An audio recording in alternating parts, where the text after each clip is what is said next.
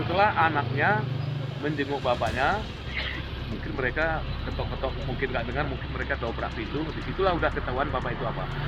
Syederalun, seorang pria Parubaya, ditemukan meninggal dunia di rumah kebun di Simpang Teritit, Kecamatan Wipesam, Kabupaten Bener Meriah pada Sabtu 24 Mei 2025.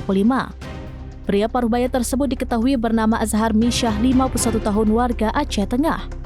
Peristiwa itu terungkap saat Fatih berumur 18 tahun, anak dari korban, mencari keberadaan ayahnya yang sudah 4 hari berangkat ke kebun di Bener Meriah tanpa ada kabar.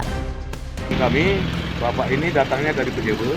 Nah, ini rumah kebunnya di belakang. Kebiasaan mereka dalam seminggu mau 1-2 hari dia tinggal di sini.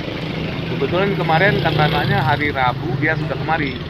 Tapi karena udah berapa hari nggak nampak, mereka jenguk bapaknya. Ternyata setelah dijenguk, bapaknya sudah meninggal. Informasi yang kami terima seputar saudaranya itu dari Pejebe. Nah, mereka tinggalnya di sana.